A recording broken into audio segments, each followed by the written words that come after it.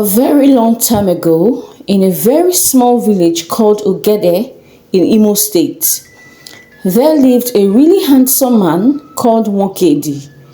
He was married to a very charming lady called Oledo. This couple were deeply in love and inseparable. But then, in this very small village where they lived, the people had not seen rain for a couple of years. The rivers had dried up, the crops had withered, and everywhere looked desolate. The children were dying of hunger, and the old men and women were aging drastically. Desperate, the villagers turned to the ancient gods to help them.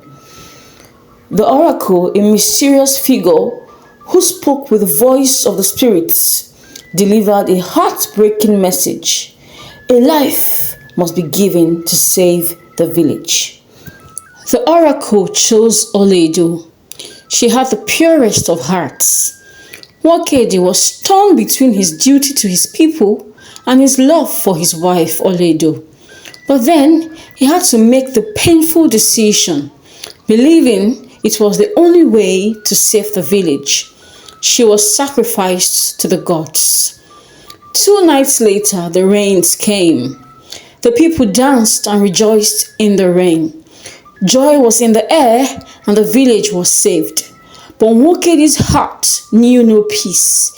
Years passed and the village flourished. Their harvest was bountiful, but unknown to them, tragedy was about to strike harder this time. One night, as Nwokedi sat by the fire, consumed by guilt, with hot tears running down his face, he heard a soft, familiar voice.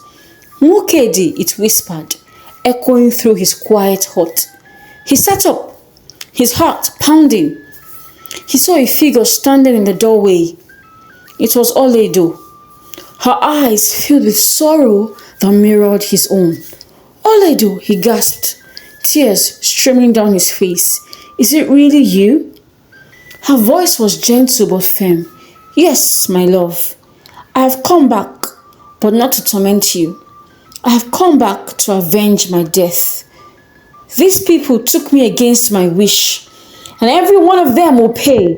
Every adult, every child, every baby, every animal, everything will pay. No one will be left unpunished. Her voice thundered in the dark. After I am done, we will be united again in the land of the spirits, for our souls cannot be separated. Please, don't hurt the villagers, Nwokedi pleaded. They did it because the oracle demanded your pure heart. Oh yes, lest I forget, she said. I will crush the oracle till it becomes dust, and the rain that I will send will wash it away. This village will become a thing of the past, never, ever to be heard of again, she said. She disappeared into the dark, leaving Nwokedi crying and sobbing profusely. And just as she promised, the rain came heavily. It was so severe that the people had to stay indoors for weeks. The whole village was covered with flood. Not too long, the wind started to pull off the roofs, and the flood started to enter the houses of the villagers. There was no place to run to. They went to inquire from the oracle, but the oracle was broken into pieces. Its pieces were shattered in the flood. That was when the people realized that they were in serious trouble. They went to Ola's grave pleading for mercy, but they got no response.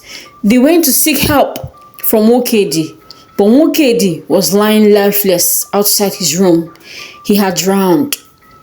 1 week later, the whole village was covered with water, and there was no survivor to tell the story. Neighboring villages could see from afar what happened to the people of Ogede, and it became a lesson passed down from generation to generation. So other villages learned a great lesson. The villages abolished the use of human beings to appease the gods, no matter the situation of things. The end.